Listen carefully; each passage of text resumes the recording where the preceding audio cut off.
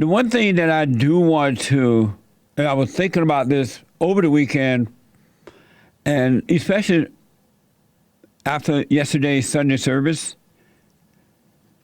I want to say to the men and women, because it seems to be really, really happening now in a way that I've never seen before. And according to the, the things that people are telling me, and is that there is, when you become an adult, 18 and older, you have no business, whether you're male or female, and this is seen to be happening in all culture. It's not just the blacks or the whites or Hispanics and others. When you become 18 and over, your mother / grandmother or any other adult female, because it seems to be more of a female thing than a male thing, has no business trying to hold on to you and keep you at home or keep you around in her neighborhood or make sure you stay near mama. And then if you don't, she's going to follow you and nag you, and that, don't let that happen. You don't owe your mother a dime. You're not her husband. You're not her boyfriend. Whether you're male or female, you're not her lesbian lover. You have a right given to you by God to get away, far away from your mother when you become an adult. I have never seen such wickedness in my whole life. And yesterday, and not only yesterday in church, but this couple was talking about the mother of the woman, how the mother is tracing her, keeping her down. Meaning they have some type of way where, what was it called, threesome?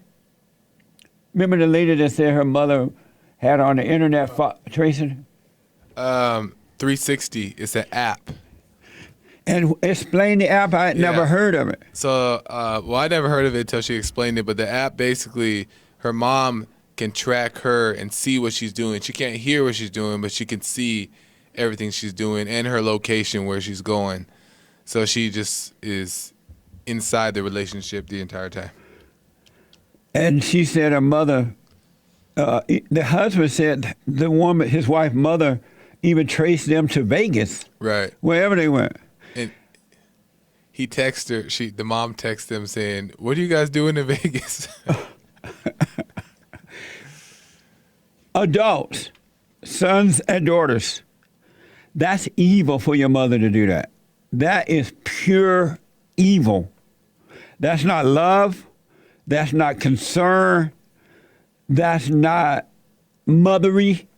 That is pure evil working through your mother to control you. Pure evil working through your mother to control you. That's not normal. It should not be that way. And what I would suggest to adult men and women, when you turn 18, you give your mother the finger and leave. Block her from your phone, block her from your street, block her from your state, block her from your country.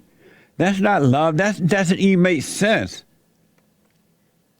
It really is evil. That's not love. Why is it that your mother is hell-bent on keeping you in her world?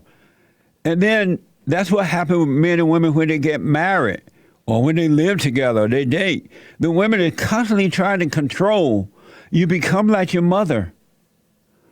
And women are not all, but most, not all, are hell-bent on controlling.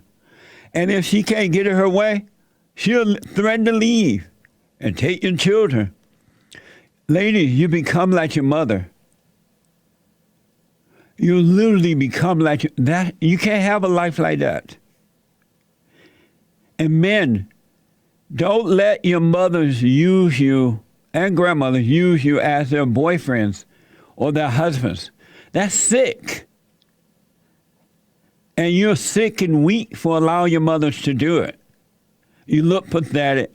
It's not normal. You would never grow up. And then when you do get involved with women, they're going to treat you like mama. And ladies, you need to get away from mama too and have a life, your life, not mama's life. That's not love. And all of you feel guilty or subject to your mother is because you resent her. And now you feel sorry for her. You don't want to hurt her feelings. That's control. You got to overcome the emotions by overcoming your mother. That story yesterday was sick. And how can an adult child, 18 and over, allow your mother to have a three-way phone where she can chat wherever you go? I just never heard of anything like this, and I never heard of adult children allowing the mothers to do that. How are you going to have a life if your mama is in your life? She doesn't know how to raise kids. She screwed you up. And there's nothing that a mama can do when you become adult and you leave home. She can't keep you safe.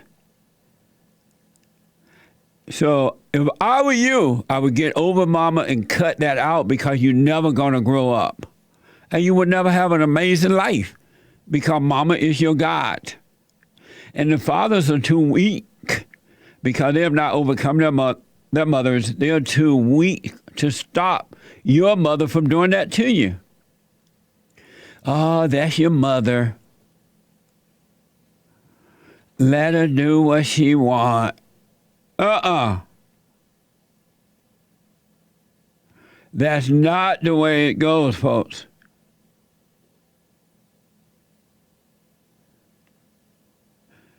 Not the way it goes. That's evil. And men, you need to protect your children from the mother. But you're not going to be able to do it until you overcome the fear of the woman, of that spirit that's in her. That's why God said you must be born again to overcome mama. I had no idea how evil this is. It's just mind-blowing. No wonder the guys can't handle the women in the world. And then you end up marrying women that don't want to be wives and mothers. They want to compete with you. They want to act like a man. I've never seen so many women who are trying to be men. And the educated women got it bad. They're trying to be men. Ladies, you can never be a man. No matter how many degrees, how many jobs, how many whatever you have, you can never be a man. Stop trying to be men. And be men. You can't be a man, lady. Just because you learn how to report the news, or you learn how to play doctor, or you learn how to play lawyer, you're still not a man. You can teach a monkey how to be a lawyer.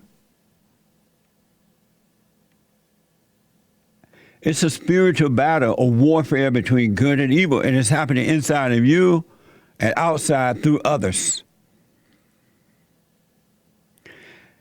It's amazing. It really is. And the guys are waking up, and a lot of ladies are waking up too, to what's going on. The real deal is in the home. And it's the mother. I've never seen it so bad. I just know it's with me coming from another generation when nothing like, I mean, this maybe some people were doing it, but it wasn't the thing. And I can't believe these mothers are sick. How do you treat your daughter, adult son or daughter? You don't own them. You were just an instrument. You just kept them in the oven so that they can come into the earth. But you don't own anyone. They're not yours. You don't have a right to kill them in the womb, and you don't have a right to control them on earth. You don't have that right. They're not yours. Amazing. And men, stop it. Really, just stop it. And no wonder the men don't know how to handle these women. And the women love saying how weak the men are. Well, if he didn't let me do it, he wouldn't do it. The men don't understand how that spirit that they're dealing with inside the woman that they're dealing with. That's the mama spirit. And it's not her spirit. It's a spirit that made a home in her, and it's evil. It's very deceptive, and it's evil. There was one young man at church yesterday, 28, I believe, give or take. I'm like, did you move away from your mother? No, we made a agreement that we all going to live together. How do you make that kind of agreement with your mama? That agreement is between your mother and your father, not you. So last week, biblical question. What did Jesus mean when he said, out of 1,000, I would choose one of you, and out of 10,000, I would choose two? And we talked about that somewhat in church yesterday. And you know, a lot of people love saying that, you know, oh, I'm going to heaven when I die. Oh, that person went to heaven, that person went to heaven. And what it means is that a lot of people call, right? But out of that calling of a lot, only one out of 1,000. Because salvation is nothing like what you think that it is. You can't make yourself return to the Father and be born of His Spirit. You can't read up on it and make it happen. You can't go down to the front of the church and make it happen. You can't. It has to. It's something that God does through you, because you are a spirit, and you have to be in the right moment for it to happen. And it's nothing like that you make happen, but it happens while you're seeking. And then out of the 10,000,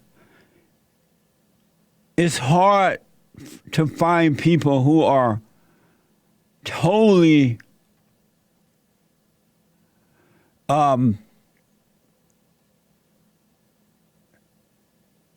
who are like 100% of God. You know, I've said that the last two things that men have to do is to overcome sex and food. Now, when you get to that, then you of the 10,000.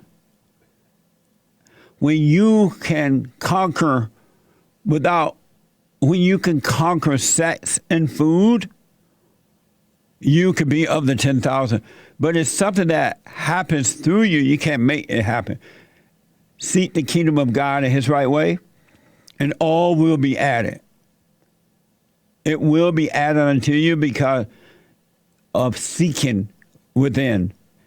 So it's just hard to find righteous people who has nothing but love. And not the love that comes from below, but the love that comes from above.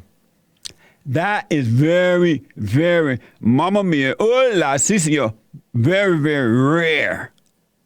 It's like looking for a needle in a haystack. When you are of perfect love, you want for nothing. When you are of that perfect love, you have no fear, no doubt, no worries, no insecurity, no suicidal thoughts. You're not controlled by the world. And the world means the people of the world. You're in it, but not of it. And when things happen, you cannot become angry or judgmental. You speak up, and you stand up, and you fight back in the right way, but you will not be controlled. And so I say all that to encourage you to know yourself. And if you're still overreacting, if you're still seeing the weakness of others and judging them for it, if you're still subject to the world, you haven't found what you're looking for. And life is not a plan. You don't plan it. You live it. You live it moment to moment. It's not something you know in advance. It's just you just live it. You can't learn it. You live it. It's like a discovery or a reminder of what you already know. And it is amazing to live that way. Really. It's not the way that these degree teachers have taught you. They have taught you wrong. They have taught you in a wrong way. You discover life. It's inside of you. It comes out. And you just be you. Don't compare yourself to others. Don't try to be like others. Don't try to live like others. Just live in life. Live in it. And I have a brand new biblical question. Thanks to Joel. Is it good to love your weakness? Is it good to love your weakness? That's my brand new biblical question. Let me go to Evan, a first-time caller out of Austin, Texas. Amazing. And don't forget to like, follow, tweet, subscribe, and share the JLP Peterson radio show, folks. We really appreciate it. We are at war.